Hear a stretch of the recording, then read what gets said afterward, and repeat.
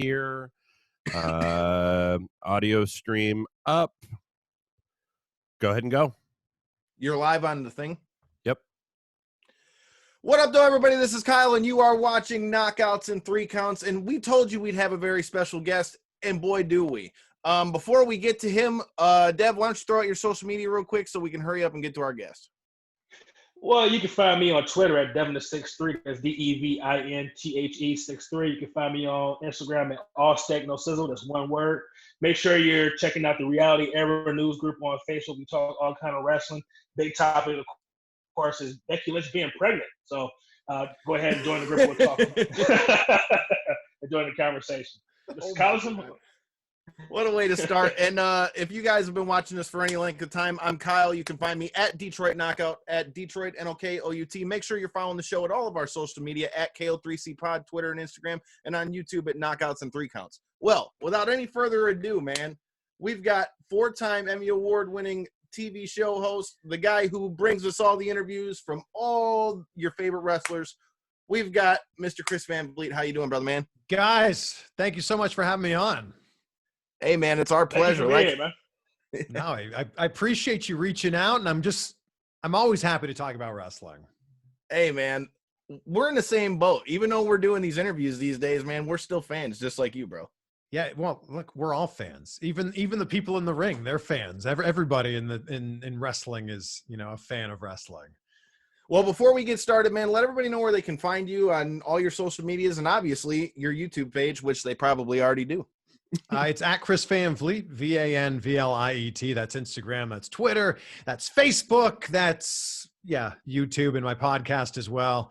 I like that you guys get those out of the way at the start. Everyone else does that at the end when nobody's listening anymore. See, I figured that was probably a smarter way to do it. I mean, they probably get tired of hearing us flap our gums every week. So, I mean, I figured if I got to get it in, what is it that Brian Cage says all the time? He's Mr. Get My Shit In. That's you right. You got to get it in. Hey, man.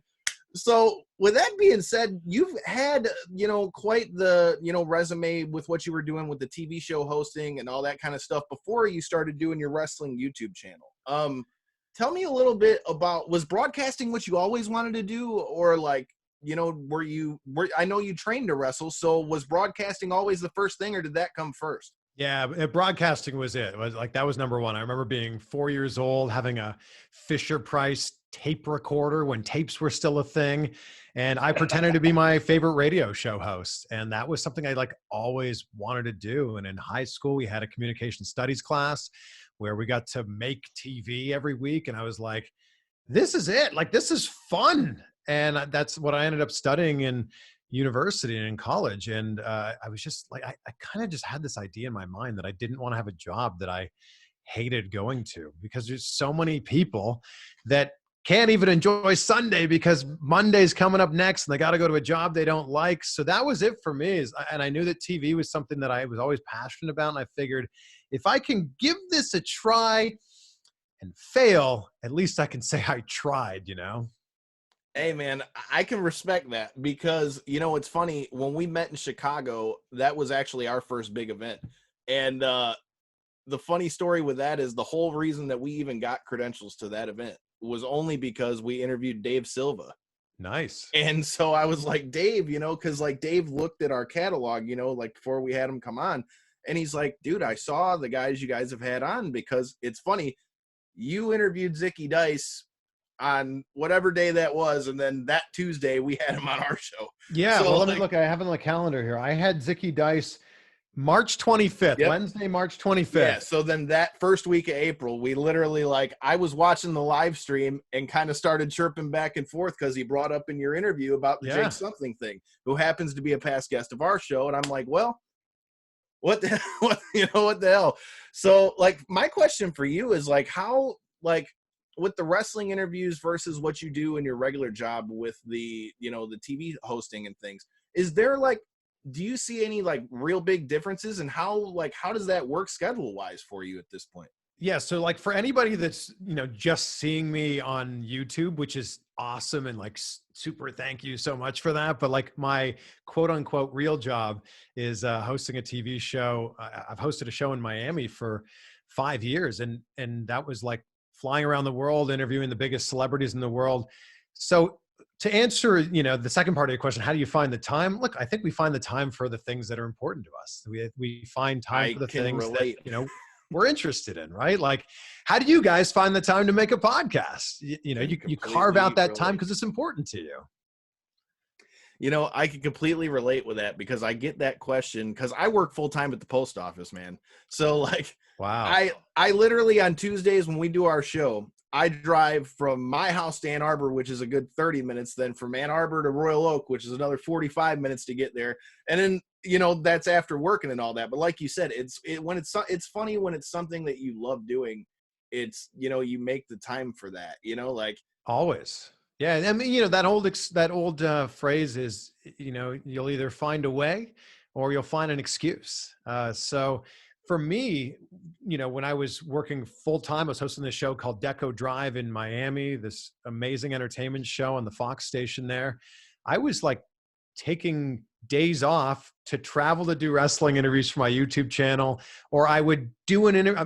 The last interview I did with Cody right before Double or Nothing, I did that interview at a hotel in Miami and then had a change of clothes in the car. And then we went to some fancy hotel, and I basically went down to my car, changed into a suit so I could look, wear a suit on TV, and then drove to work and got to work a few minutes late because I was shooting this YouTube interview with Cody. So you always see yourself like doing that as like, bouncing between both, or could you ever see yourself kind of doing like, that, like, is it always going to be a both thing, or do you ever see yourself just doing the wrestling stuff? I'm going to be honest. I want more. Like, I don't want to just do one thing. I want to do more and more and more. So I've been doing a little bit of acting recently. I've been, I own a fishing company, a bass fishing company called Tungsten. I want to do it all. So I think that, I'll always kind of have my toe or my foot in the wrestling world, and then I'll have some other body part, whatever it wants to be, in the other parts of the world. Hey, you can never have too many irons in the fire. Well, Dev, I've been flapping my gums for a minute. What questions you got for our guest? I don't know if you noticed, I had this big grin on my face right now because you mentioned Miami, which is in the state of Florida. So I always ask this question to anybody that lives in Florida, man. Uh-oh. Have you had any interactions with the infamous Florida man? Oh, jeez. I knew it was coming. Have you guys done the Florida Man challenge where you type in your birthday and then the word Florida Man? No, I have not. Oh, you haven't done that, Kyle? No, I haven't, and I should with it. Well, now you're going to have to. So my birthday's actually coming up in a few weeks here. It's May 19th, and I think mine was something like naked man shoots up naked Florida man, of course, shoots up 7-Eleven. I'm like, oh, it sounds about right. We've gotten like the funniest stories with that because we do a lot of interviews like with Evolve when they come to town. They're based out of there, so yeah, of course. We've gotten stories from all kinds of stories from Austin Theory talked about it with us as well. Lindsay Snow we just had on there who's based out of Florida, and just went with NWA, and you never know what you're going to get. You always get a different different scope of it. Florida has the best weather, I think, of any state in the entire country, but yeah, there's just some really weird things that go on there. And it's one of those things when you see a weird headline, you don't even have to ask where it's happening. You're like, oh yeah, that's totally happening in Florida. But so nothing weird's happened to you, like you say, those weird headlines where like naked guy high on PSP breaks into a zoo, starts punching flamingos or something like that, or guy walks into a grocery store with an alligator. Something like that. Oh, nothing weird. Man, I wish that would happen to me. I'm trying to think of the weirdest thing that's happened to me in Florida. And oh man, I don't know. I wish I could say that I had like an alligator in my swimming pool. Actually, that wouldn't even be that weird. That'd just be like a normal day in Florida. I don't know. What a strange and interesting and also awesome place all at the same time. So we've got a question for you in the live feed. So Jerry Vagana asked, he said, first of all, to tell you that he loves your interviews. Second of all, Jerry. he said to let you know, he wanted to know what's been your favorite feud so far in AEW. Oh, that's a good one, Jerry. I think my favorite feud would have to be what has been my favorite AEW match, and that was Double or Nothing, Cody and Dustin. I was there live. Me too. Everybody in the whole place was crying. There's no bell for me to ring. I think that it's got to be that. And Cody's been. We all know that Cody's incredibly talented, and very gifted both in and out of the ring. But the way that they put that storyline together, in the buildup of why we were interested in that story, and then the way they told the story in the ring. Man, it's going to be tough to beat that match, I think. I mean, I didn't get to see it live, Dev. And so, Chris, what I was talking about with the bell, Dev has this thing he likes to do since, as you noticed when I met you, Dev wasn't with me in Chicago. So every time I've gone to something, we do this thing on the show where he'll ring the bell if I said I was there or something of that effect. So that's why I was like, there's no bell for me to ring. You were there for that one, and I didn't get to make the trip because I was too busy slinging the mail. But Chris, let me ask you a question about Double or Nothing, man. I'm pretty sure were you there for All In? Yeah, that was there for All In. Okay, so from All In up until Double or Nothing, their first official show as a company, and up until now, like how much growth have you seen in this company that basically started off as a bet with Dave Meltzer? Up until now, and specifically that show, Double or Nothing. Yeah, it's a great question because, I mean, let's be honest, All In wasn't an AEW show. All In was a gigantic indie show with a lot of those same players in there. Here's the thing that I thought was so interesting about AEW. They made that announcement on January 1st, and then, news started to trickle out over the next few months about who was signed, when the events were, and all that stuff.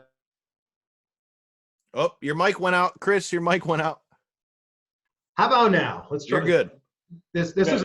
I don't know what's wrong with this mic. I'm sorry, everyone, but at least you can still hear me. It's because you switched from the great Samson mic that I got from watching your interview. That is a great mic. Yeah. This nice one here, right here in the. That's such a good mic. I have it over here. It's such a good mic. AEW had more buzz about them without even having a match, without even having a match announced, than any other wrestling company really over the last 19 years. And that's what I thought was so interesting about this. And I think that also speaks to the fact that people were super hungry for an alternative. And I know that AEW has been saying the whole time that they're not competition to WWE. And yeah, I'm with them on that. They're an alternative. They're saying you can watch that thing or you can watch this thing over here too.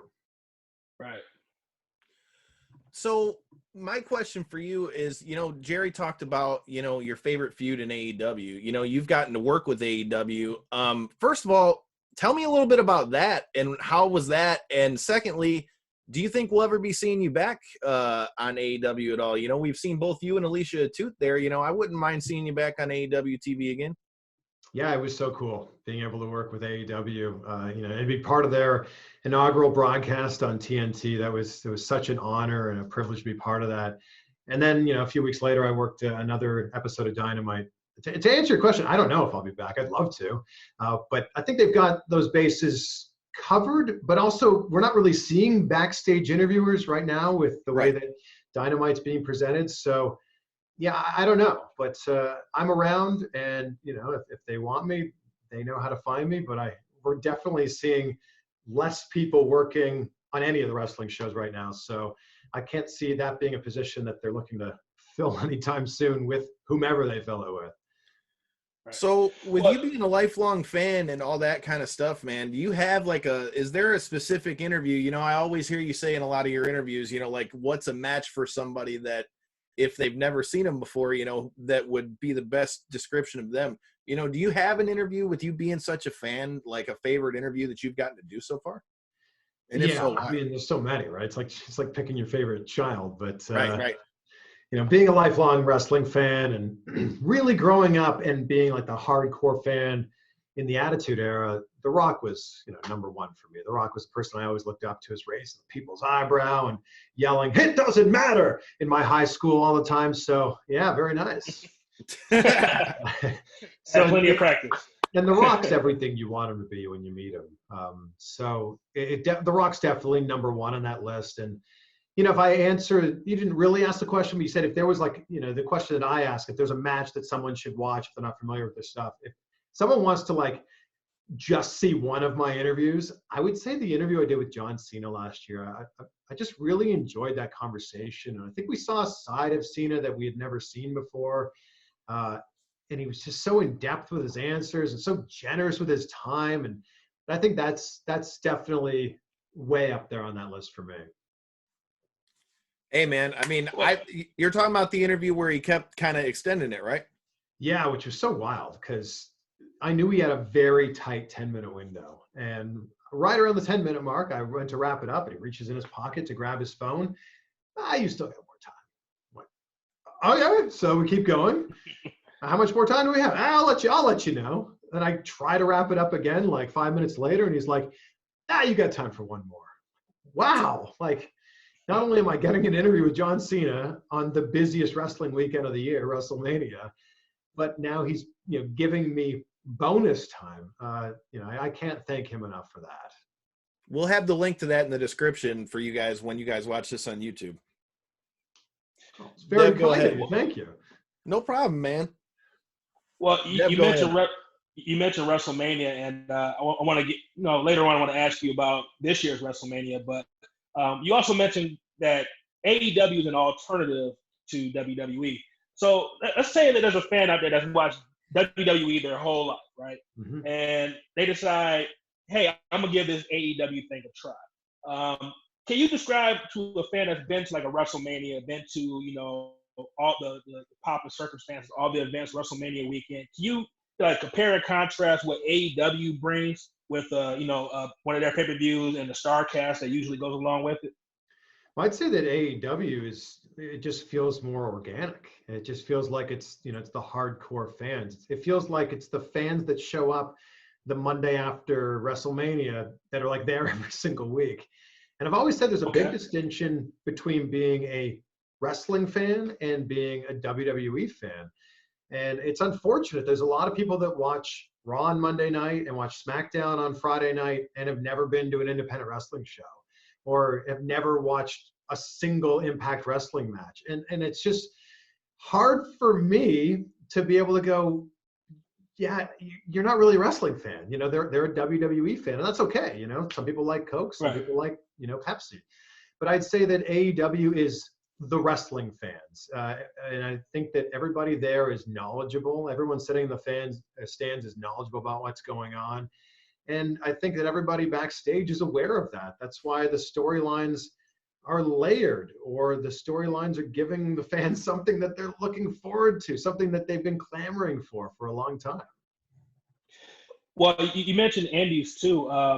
For me right now, honestly, ever since this Corona took over, to me, the best wrestling in the business right now has been in NWA Power.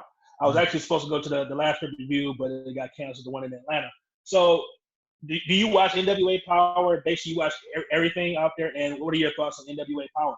Well, I would have seen you at the NWA pay-per-view because I was supposed to be there as well. I love what they're doing. And I interviewed Billy Corgan recently, and he said something that really stuck with me. He said, the reason we're doing the studio wrestling is because we don't want to look like WWE Light. And it's so true. If they were to have a smaller venue with smaller stage and smaller fireworks or whatever, anyone flicking the channel would just go, it feels like WWE, but not quite. The fact that they're completely off doing their own thing, I love it. And I love that it's the old school look and feel of what made the NWA popular and famous. And they put this new spin, this new twist on it. And man, they're really just getting started. So I'd love to be having the same conversation with you guys a year or 2 or 3 from now to see what Power ends up turning into. Well, hey man, we're down to have you back anytime you'd like. Well, it sounds like we'll be a year from now. We'll talk about NWA Power then. You heard it here first. Well, that brings a good question. So both of you guys were supposed to be at the NWA pay-per-view and all those things. So like you were saying, for all of us to do these interviews, we're all, kind of traveling all over the place. We're all kind of, getting it in where we fit in pretty much. So was there ever a time that is there any stories that stick out in particular as far as like crazy stories of trying to get somewhere or to get an interview done or anything like that? I ask because when I went to Baltimore for StarCast 4, that was one of those trips that literally everything that could have happened all at once. My boss lost my paperwork, and then 2 days beforehand, I didn't know if I was going to get to go. And then on the way back from Baltimore, we were stuck in the airport for like 12 hours waiting for the flight. Like, it was all over the place. So have you ever had any like interviews where you had like a hell of a ride to get there?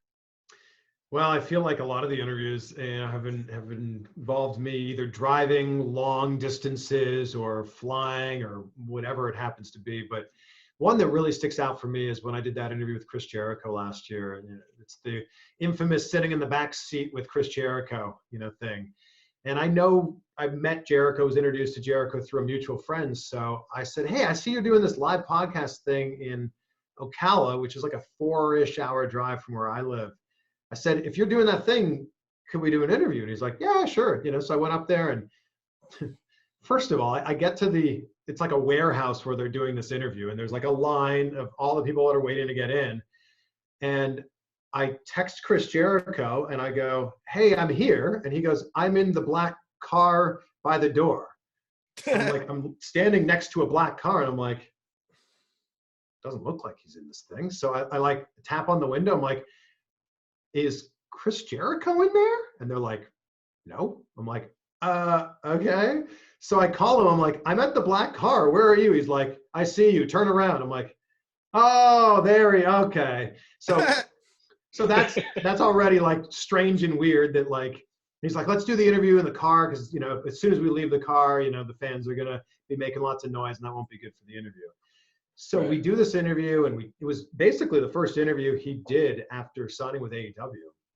And I'm like, I got to get this thing online as quickly as I possibly can. So I went up there with my buddy, who's my cameraman, Daniel. He's awesome. And I said, I think you're going to have to drive back so I can start editing this interview on the 4-hour drive back. So I'm editing away, and then the computer battery starts to die.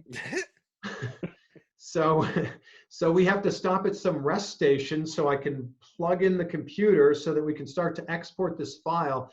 Anyway, long story short, we spent the entire drive back just editing and fixing this video up, stopping at various places because my computer kept dying. Finally got home at whatever time, and then like immediately put it up. And now it's one of my most watched interviews. All worth this hassle.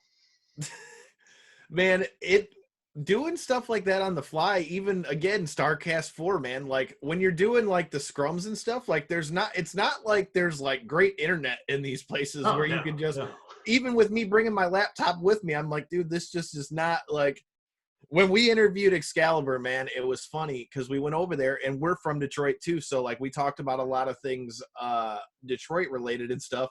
And then like, it's the dumb things that happen. Like we had this guy walk, it literally in mid-question, he's answering my question. If you watch the video, which the link to it's in the description, literally, as he's talking, he goes, yep, and this guy's going to walk through the shot. And this guy clearly just about ate it. And I'm like, come, bro. Like, you can't tell me you didn't see the guy holding, like, really? Like, right. I got a really good one. It was Double or Nothing. We finished the press scrums, and it was like, I think it was like 9 o'clock Vegas time, but I was still definitely on East Coast time. So like midnight in my mind. And I'm like, I think we should upload these scrum interviews like as quickly as we can. Like, and they were doing like some AEW after party that the press was invited to. And I'm like, you know what, that'd be fun. That'd be a lot of fun. I can't believe I'm saying no to this, but I want to get these interviews up as quickly as possible. So we get back to the hotel. I start editing the video together, and then I start rendering it. My computer was such a piece of garbage.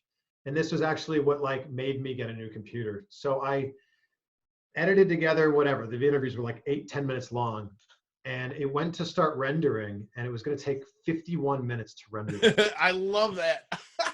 And I was so exhausted and so tired. I'm like, okay, well, what am I going to do? Sit here for 51 minutes? Your computer is essentially useless because it's rendering this file. So I went to sleep for 50 minutes, set my alarm for 50 minutes to then wake up as the video was done rendering, uploaded that one, started editing the next one, went to render that one. This one's going to take 45 minutes. So I go to bed for 44 minutes, then I wake back up, upload that video, edit the next one, and I did this all night till 5 in the morning. Wow. Dude, I can totally relate because I was doing the same thing in the hotel, but our Wi-Fi was so shitty that I kept. It was. Oh, so it's on the plane ride home. I'm Googling what computer I can buy because the rendering was so bad. Now I've got a much better computer where that file would be rendered in like 2 minutes. But what a lesson learned that this piece of garbage is sitting right here. I should be kicking it. It's such a piece of garbage. I'm editing with that thing for like a year. Man.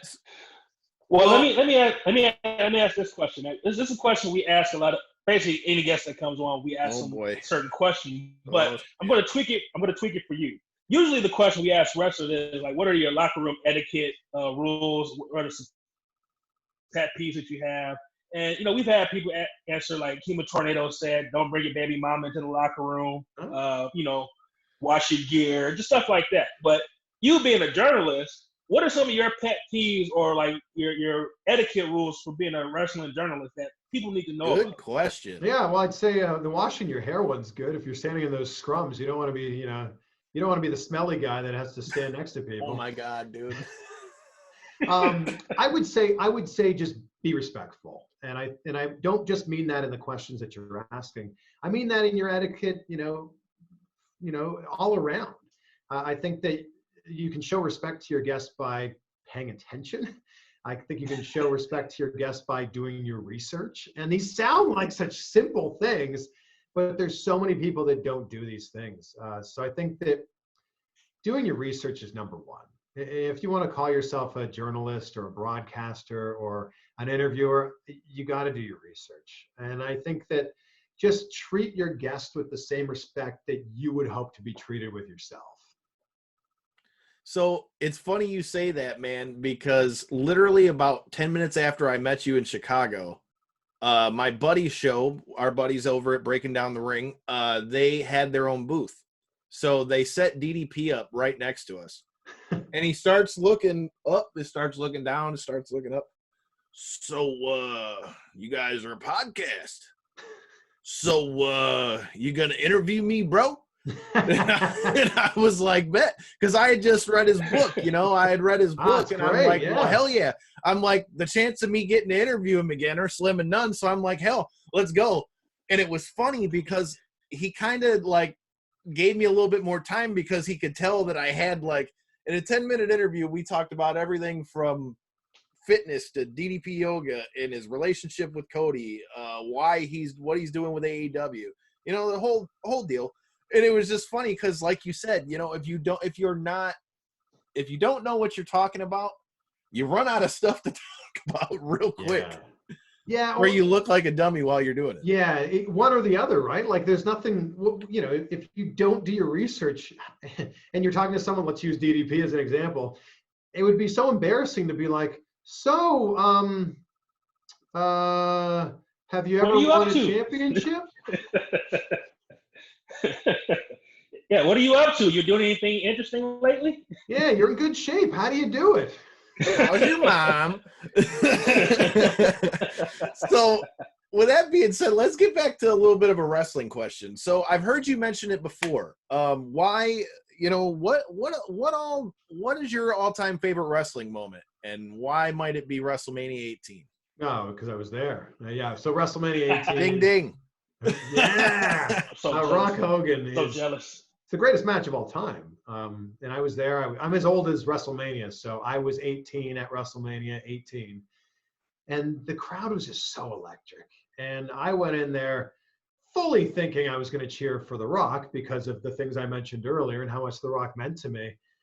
But when Hogan came out and that crowd erupted, I was right along there with them. And it was, what an amazing match. And I think the thing that's so interesting now looking back on it is they had to change that match on the fly.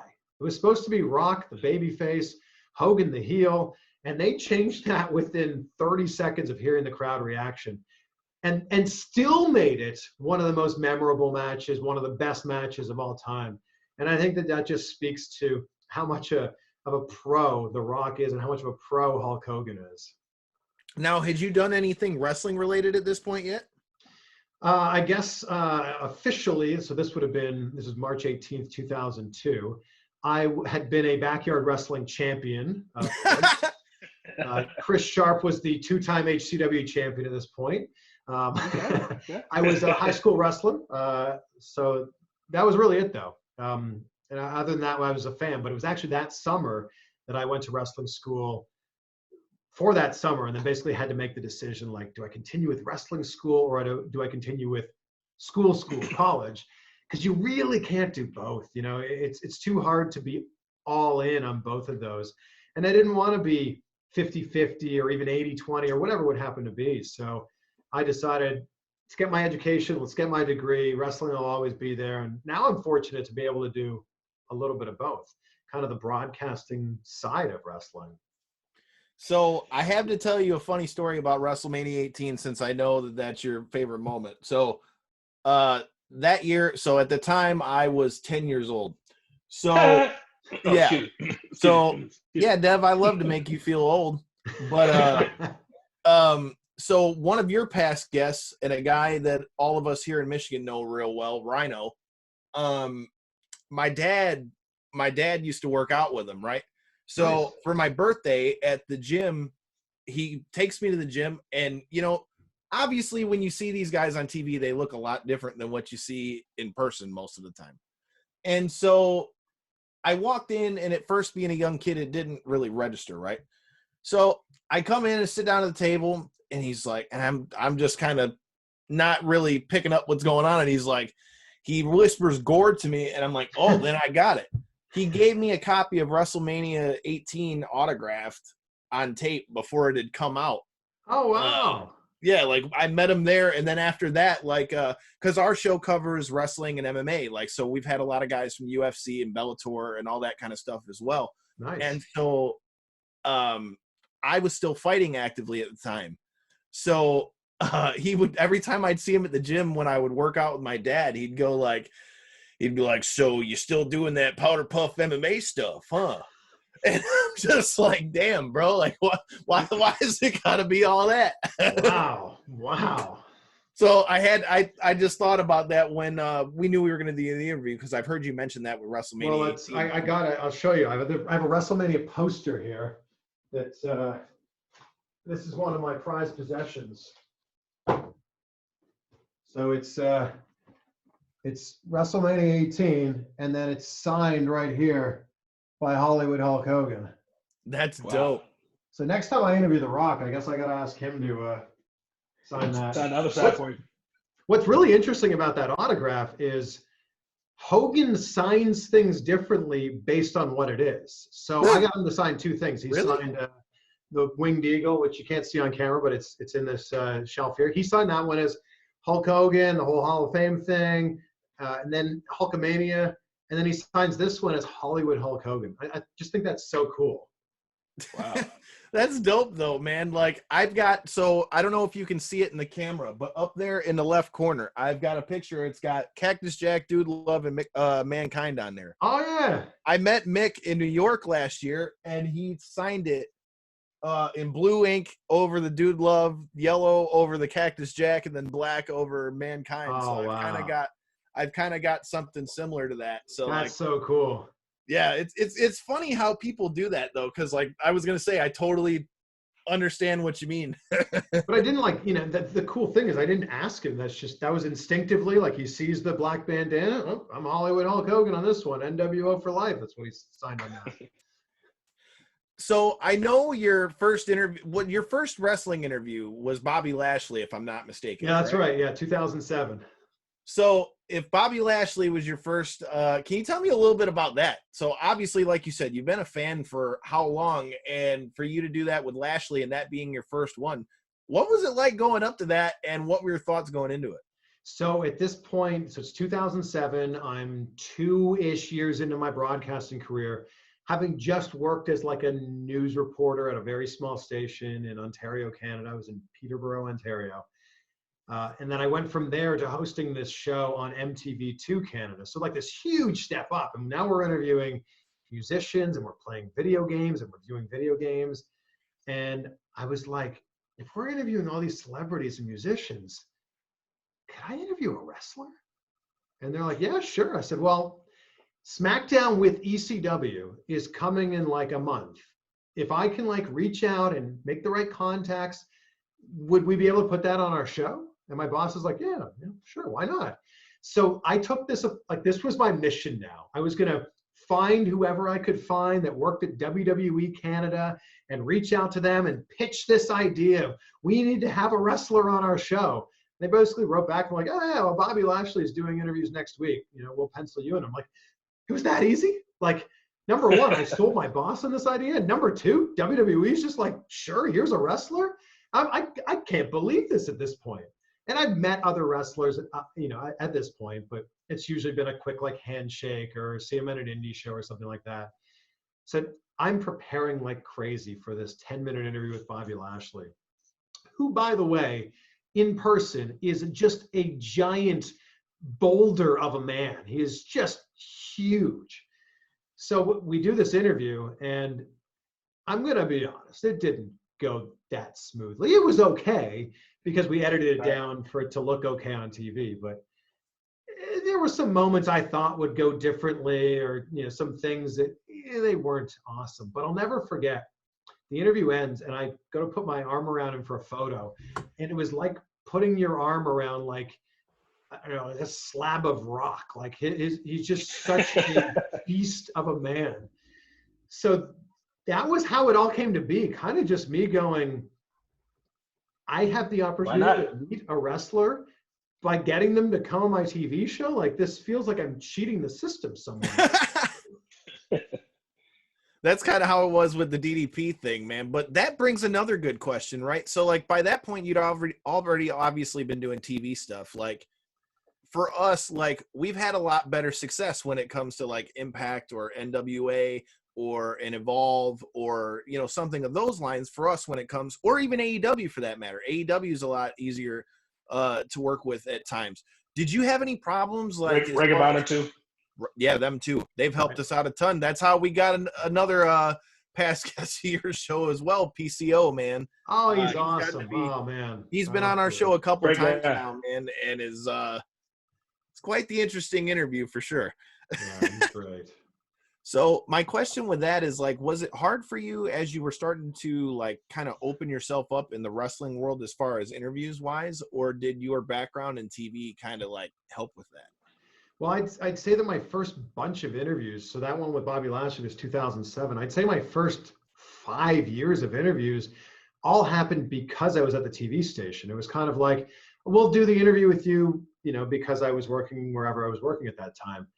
And then I started like realizing that we were only putting like a small section of these interviews on TV, like one soundbite of these long interviews on TV. And I'm like, well, if the only thing we're going to put on TV is Raw's in town tonight, tickets start at $20.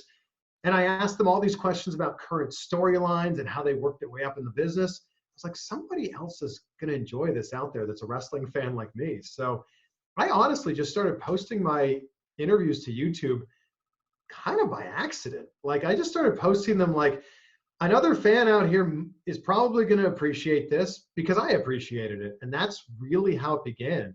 I started my YouTube channel in February of 2011, just posting these longer uncut versions of the interviews that never made it to TV. So I was getting most of my interviews because Raw, SmackDown, Impact, Ring of Honor, whatever was in town.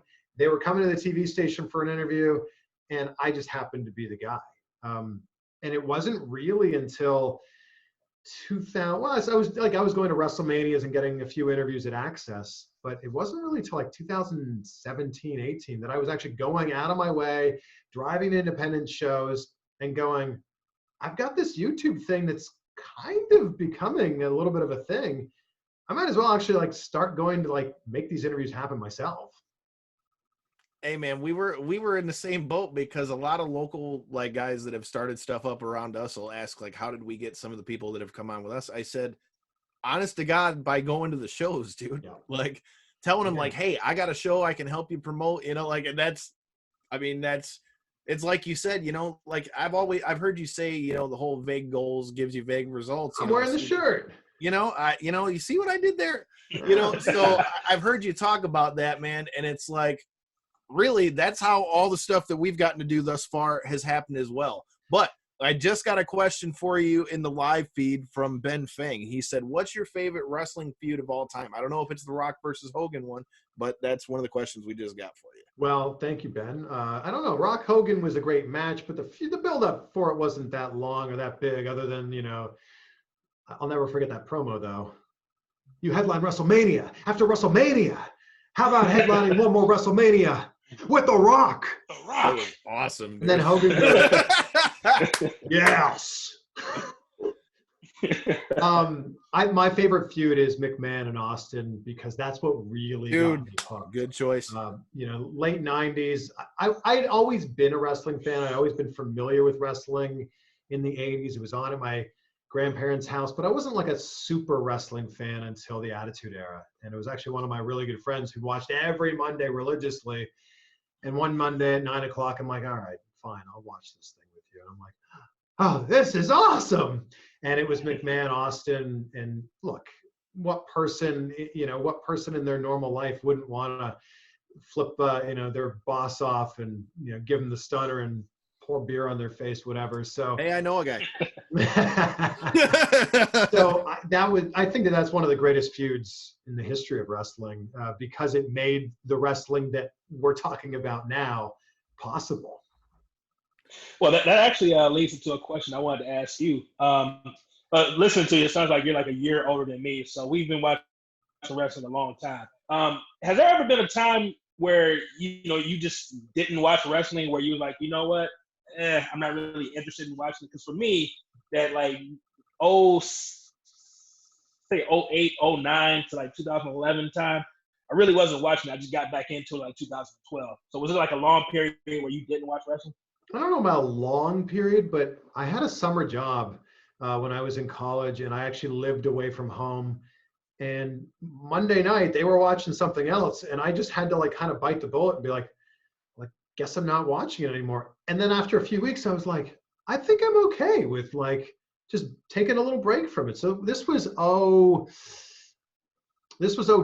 I got my dates wrong before. I went to wrestling school in 03. So this was the summer of 02, and I just kind of like took a little bit of a break from it. And there was also some time in like 05-ish that I wasn't watching every week. And if I didn't watch every week, it was okay. And I'll tell you what brought me back into it in 05, 06, 07 was TNA. And the X Division changed everything for me. And I was like, why can't this be on Raw every week? And the match that Samoa Joe, Christopher Daniels, and AJ Styles had, the only 5-star match in the history of TNA wrestling, which is mind-blowing to me. That match for me was like the pinnacle of what a wrestling match in terms of in-ring stuff could be. There was actually a point in time, 05, 06, where I was probably watching more TNA than I was WWE. Well, see, you just opened up a can of worms. One second for me. So we got somebody asking us to get to Chris. Gustavo Neri, past guest of our show, Dev AB. AB said he wanted to give you a shout out and say what's up to you as well. And while I'm at it, man, before I let you ask your question, Dev, Stransky, I see you in there, and it's perfect time as any. If you're in the need for a house, man, check out the homies from Stransky and Company Realty. If you need a house, they're doing them virtually. They just opened it up so you can do open houses. All the links to all their websites can be found out on our website, ko3cpod.com. You can hit them at admin at stranskyandcompany.com, 248-563-9449. Get you a house, man. Just saying. Go ahead, man. I had to take the shot there real quick. But you kind of opened up a can of worms for me, because for like about 05 until about 08, I was pretty much watching mainly TNA, and then the whole like old WCW guys came in and it kind of died it out for me. So what was it about WWE at that time that made you kind of switch over to TNA? And I know you said the X Division, but what else was it about TNA that just grabbed you during that 2-3 year period? Well, the X Division is what grabbed me and brought me in, and that wasn't really happening in WWE. And it just harkened back for me. One of the reasons I loved watching the first hour of Nitro, because the cruiserweights were just so fantastic. And that was, I saw a lot of myself in them when I still, had these, at that point, pipe dreams of being a wrestler. But I saw a little bit of myself in them with, they were about the same size as me. And I like to think of myself as being athletic and acrobatic. And that's what they were doing. And I just didn't think what was going on in WWE was as entertaining at the time. The Rock had just left. Austin had just left. All the big stars had kind of moved on. And, we've all watched the Ruthless Aggression docuseries on the network. And it kind of explains everything that we're talking about here. The invasion angle happened and didn't really work. And I think that this had a very small opening, a sliver of an opening for something else. And TNA kind of just brought in something different. And I was just so drawn to what they were doing. AJ Styles blew me away. And I think that was another reason. It didn't matter to me who AJ was wrestling. I knew it was going to be an incredible match. Well, for me personally, I'm a big Samoa Joe fan. Samoa Joe was kind of drew me in. But also with TNA, I think two things that they really did well was tag team wrestling, and they also did women's wrestling very, very well. And now women's wrestling is really blown up in the WWE. But we really don't give a lot of credit to those women in TNA during that time period as well. So from your standpoint, give me your thoughts about the evolution of women's wrestling from, the broad panty matches you used to watch back in the day up until, the TNA tag team era and all that, up until now. Well, TNA, the knockout divisions, really, they kind of laid the groundwork for what we're seeing in wrestling all across the board right now. And I don't know if enough people give credit to what we saw there, but there were shades of great wrestling in WWE with Beth Phoenix, with Gail Kim, but most of the attention was on the Tori Wilsons and the Stacy Keeblers and the Braun panty matches and the Gravy Bowl matches. And I love where we're at now, though. I love where we're at now, where if a women's match main events WrestleMania, we can just go, oh yeah, that's the main event. We don't have to go, it's a women's match that is the main event of this show. And I think we're going to get to a point where we just we don't have to distinguish between this is a men's match and this is a women's match. I think we're going to get to a point in a few years where we're just going, oh yeah, there's that, if it's not already happening now, there's that match between these two wrestlers, and they happen to be men or they happen to be women. It's something we brought up on the show before. We talked about, especially like 2 years ago, whenever the women would do something for the first time, they made a big thing about it. And people were saying, like, we're making so much progress. And I was making a point then that the real progress is when we're not even acknowledging this anymore. And it's just really just, okay, yeah, main event is Sasha Banks versus Bayley. And we don't say this is the first time ever. This is the first ever women's battle royal, and this is that. So I'm with you. I think we're getting to that point now where it's just women's wrestling is just good wrestling, and we don't have to make a big thing out of it. Well, I think WWE was just making up for lost time, and I think that they were going, look at all the stuff we're doing now. Look how inclusive we're being now, and here we are. I guess it's been about 2 years, and things are great now. Like it's fairly. Like we're talking about, it's gotten to a point where the progress has been made and will continue to be made, and I'm stoked for what's next. So, and just to harken back to what you were saying about TNA, Jeff Johnson's Wrestling Sound Off said that it was Raven that brought him into TNA.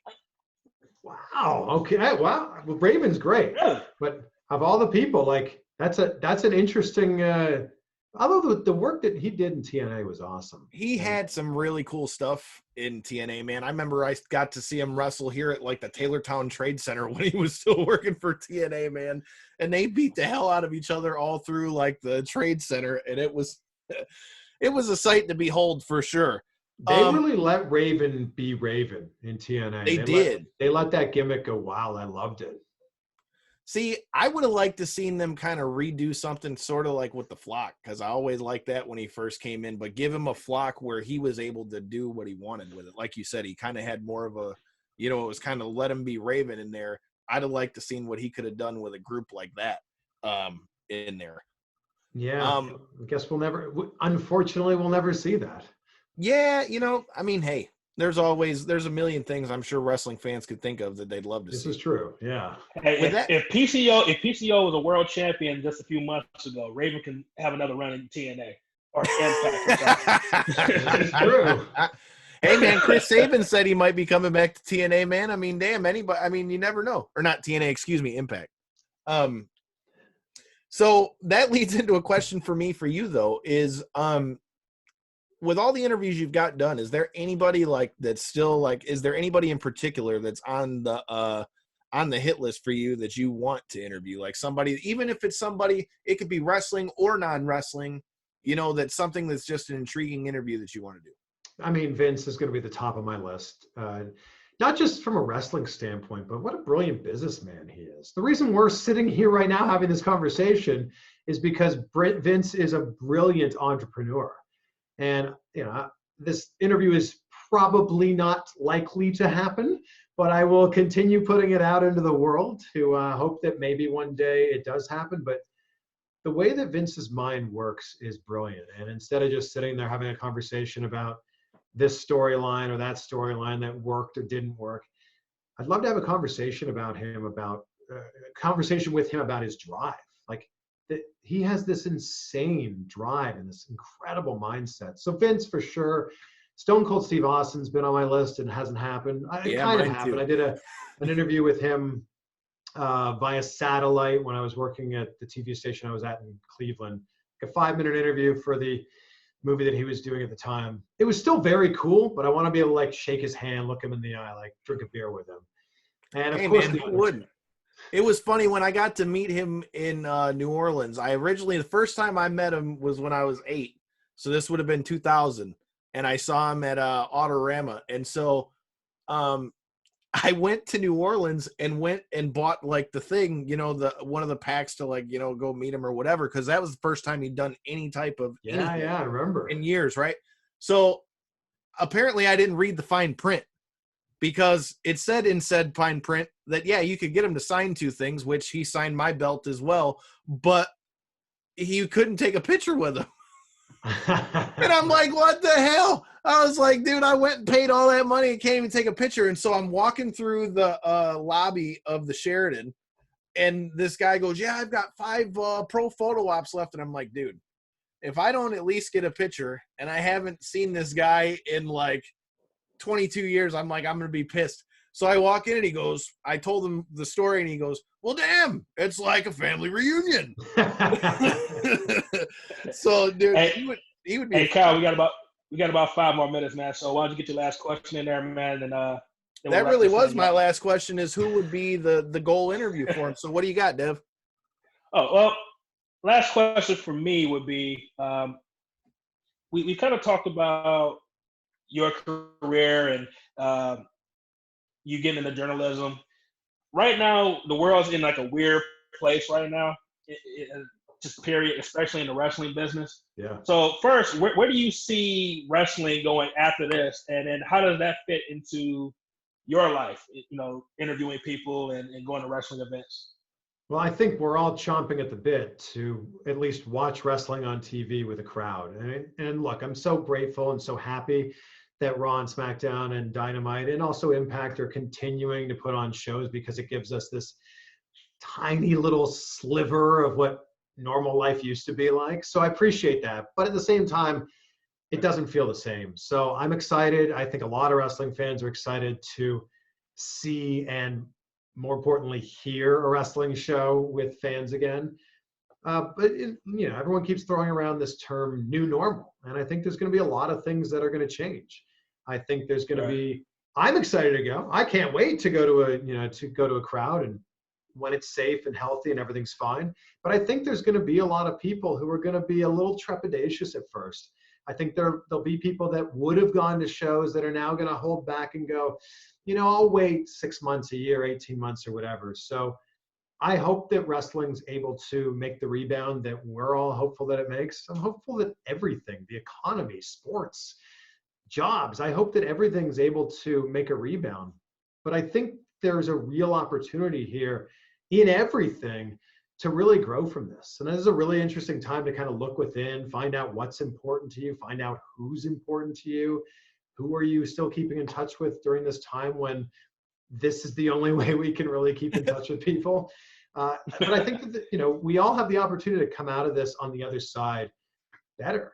And I think that there's a real moment right now to kind of reflect and figure out, what are your goals? You know, what are your goals going to be when everything's back open again? How are you going to allow this opportunity to change you for the better?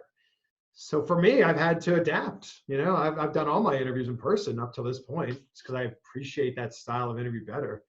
I've had to go out and, you know, get equipment and start doing these interviews like this.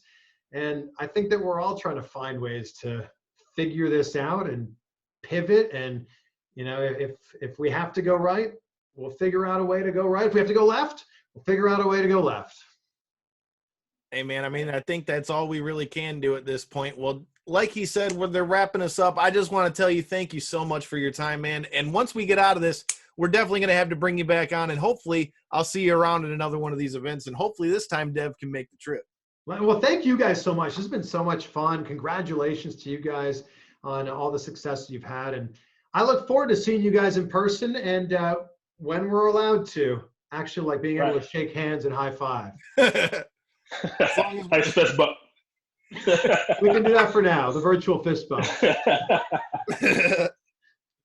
Hey, man, well, we appreciate your time. Like I said, if you guys aren't already watching this guy, you need to be. Check him out, Chris Van Vliet on YouTube.